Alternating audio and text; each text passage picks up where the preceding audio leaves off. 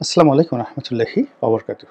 সম্মানিত দর্শক, 2025 সনের জুলাই মাসের 19 তারিখ শনিবার ঢাকার ঐতিহাসিক সোহরাওয়ার্দী উদ্যানে জামায়াত ইসলামী বাংলাদেশের যে মহাসমাবেশটি হয়ে গেল, এটি আগামী দিনের যে রাজনীতি, সেই রাজনীতিতে একটি মাইলফলক হিসেবে কাজ করবে। আমার বাসা ধানমন্ডিতে, তো এরকম একটি সমাবেশ হবে এবং সেই সমাবেশে রাস্তাঘাট বন্ধ হয়ে যাবে। অতীতে আমরা যেগুলো দেখেছি যে ইসলামপন্থী যে দলগুলো, বিশেষ করে চরমোনাই বা অন্য যে চরমোনাই সাধারণত এখানে বড় সমাবেশ করতে পারে, এর বাইরে এই মাঠ ভরার মতো শক্তি আওয়ামী লীগের ছিল না। আওয়ামী লীগ বহুবার এখানে সমাবেশ করেছে, কিন্তু সারা দেশ থেকে লোক এনেও সোহরাওয়ার্দী উদ্যান আসলে ভরতে পারেনি। সোহরাওয়ার্দী উদ্যান মাত্র কয়েকবার, দুইবার সম্পূর্ণ ভরেছে।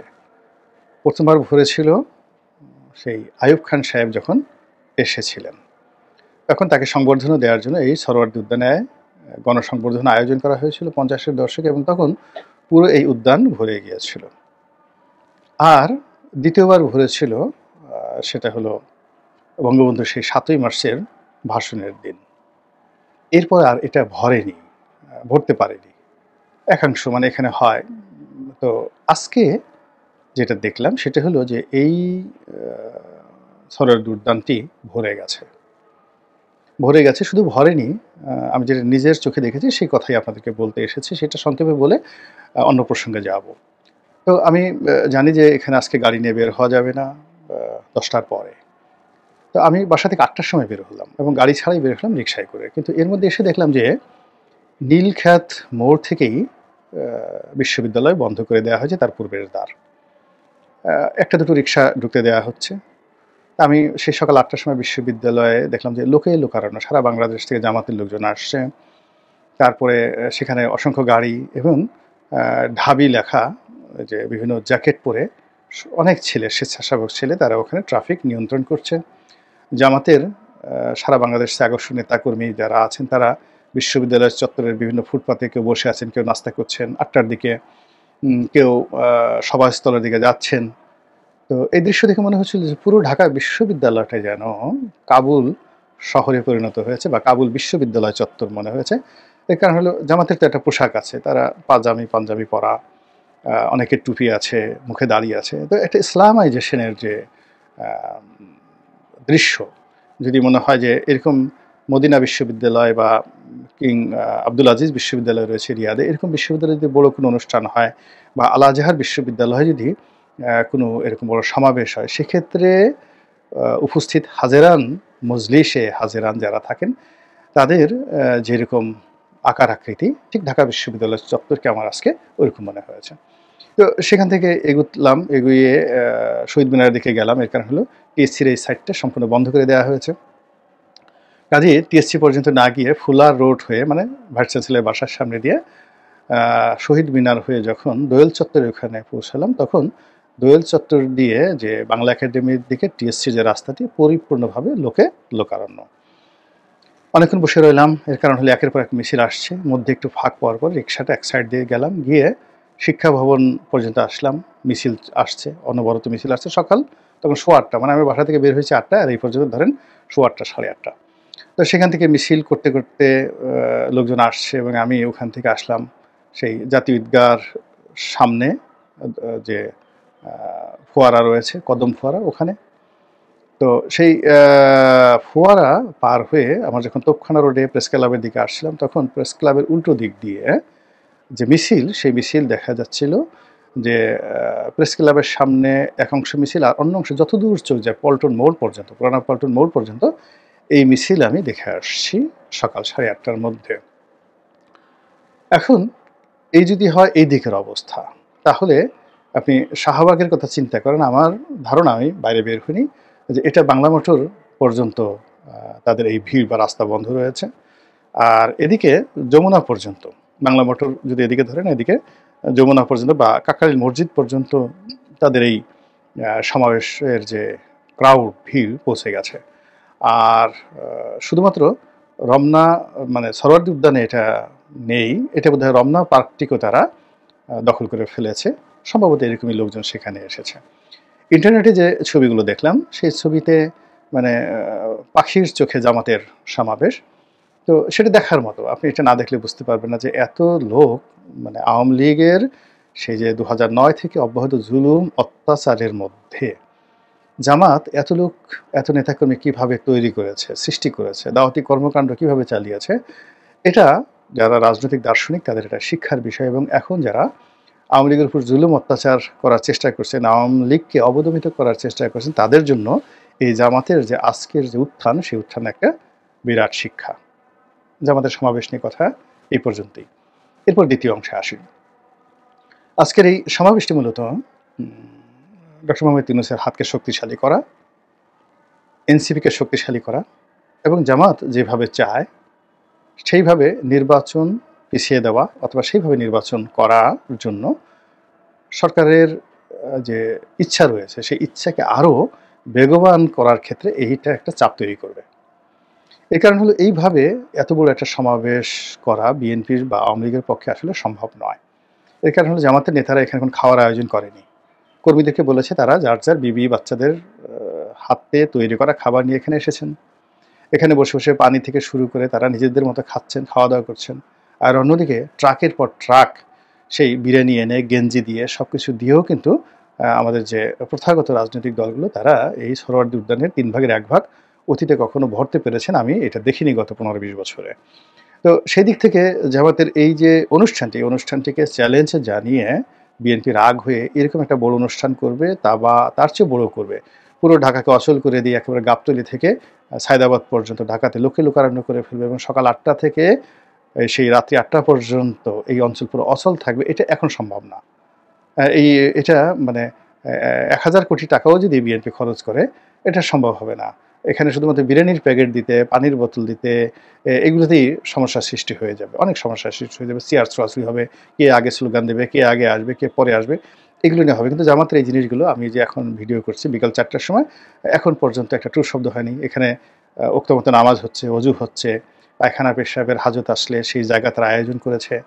তো এইটা বিএনপিকে রীতিমতো একটা চাপের মধ্যে ফেলে দিয়েছে এবং তাদেরকে যাকে বলে ডিমনিটাইজ, ডিসেন্ট্রালাইজেশন, তারপরে মানে ডিমনিটাইজ মানে তারা যে এই যে সাদা সাদা বিভিন্ন জায়গাতে কালেকশন করতো, জামাতের এই শক্তিমত্তার পরে অনেকে এখন আর বিএনপির লোকদেরকে পাত্তা দেবে না, চাঁদাও দেবে না, ফলে এটা অনেকটা ডিমনিটাইজ হয়ে গেল। 2 নম্বর হলো যে তারা যে বড় বড় কথা বলতো, সরকারকে দাপট দেখাতো, আমরা এটা করতে পারি, ওটা করতে পারি, 1 ঘন্টায় সরকারকে ফেলে দিতে পারি, তখন তারা এরপর থেকে এই কথাগুলো আর ওইভাবে বলতে পারবে না।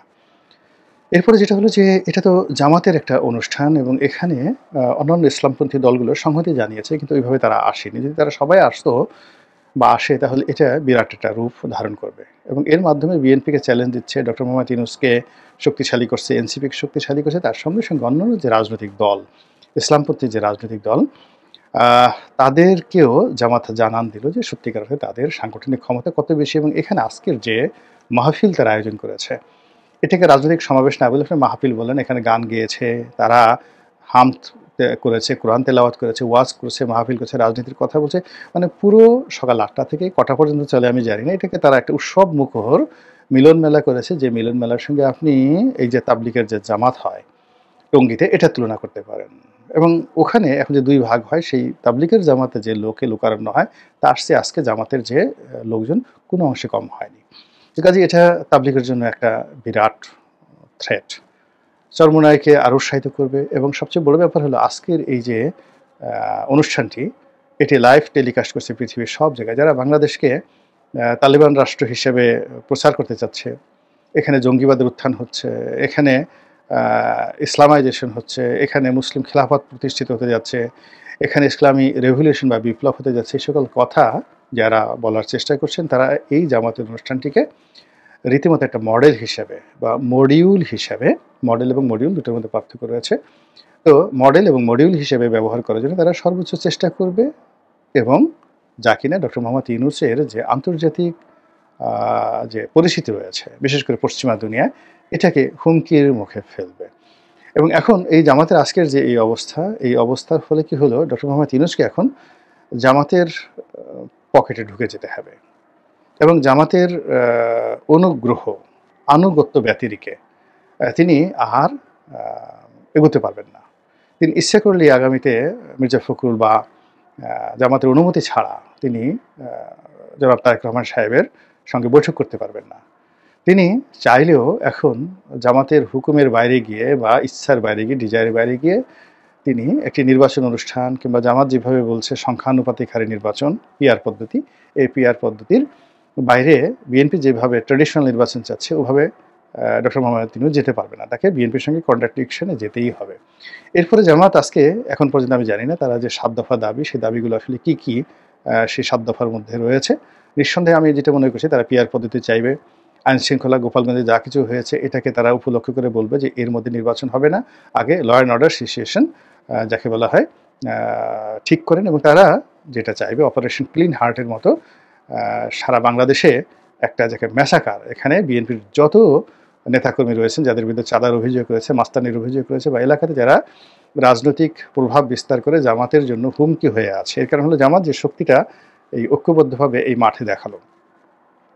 কিন্তু কালকে যদি গোপীবাগে জামাতের নেতাদেরকে আক্রমণ করে বিএনপির লোক, গোপীবাগ থেকে যদি সায়দাবাদ মোড়ে যায়, সায়দাবাদ মোড় থেকে যদি ধরেন গ্যান্ডারিয়া যায়, গ্যান্ডারিয়া থেকে ধূপখোলা যায়, ধূপখোলা থেকে বংশালে আসে, বংশাল থেকে যদি তারা আবার মিটফোর্টে যায়, মিটফোর্ট থেকে তারা যদি যে পুরনো জেলখানা যে আছে সেই এলাকাতে আসে, নাজিরা বাজার আসে, তারা যদি চকবাজারে যায়, এগুলো পুরো ঢাকাতে আসে, তারা যদি মিরপুরে জামাতকে আক্রমণ করে, তারা যদি বাড্ডাতে জামাতকে আক্রমণ করে, এরপর নারায়ণগঞ্জ, নরসিংদী, ঢাকার আশেপাশে সব জায়গাতে জামাতকে যদি কুচু কুচু কুচু কুচু করে, টুকু টুকু টুকু টুকু করে, জামাতের আসলে এই যে এখানে শক্তিটা দেখিয়েছে, কিন্তু এই শক্তিটা তারা কিন্তু ওখানে দেখাতে পারবে না। বিএনপির একটা পশমও তারা ছিঁড়তে পারবে না, দিস ইজ রিয়ালিটি। এবং বিএনপি নেতাকর্মীরা এই কাজটা করবেই, কালকে থেকে পরশু থেকে এই কাজটা করবে, এটা আপনারা লিখে রাখেন। কারণ এই যে জামাতের যে আজকে যা কিছু আছে এটা বিএনপির শরীরে আগুন ধরে দিয়েছে। ফলে বিএনপি যেখানে যেখানে বিএনপির শক্তি রয়েছে সেই শক্তি তারা সর্বোচ্চভাবে জামাতের দম্ভ মানে যাকে বলা হয় দমন করার জন্য তারা ব্যবহার করবে। এবং আপনারা কয়েকটা ভিডিও দেখেছেন যে বিএনপির অনেক তৃণমূল পর্যায়ের নেতা তারা বৈঠক করে বলছে কারা কারা ঢাকার সমাবেশে গেছে বা যাবে ওটা লিখে রাখো, ছবি তুলে রাখো, ওদেরকে আর ছাড়া হবে না। ফলে এখান থেকে যারা যাবে মোরালেস সবাই নিগৃহীত হবে, এরকম একটা সম্ভাবনা কিন্তু রয়েছে।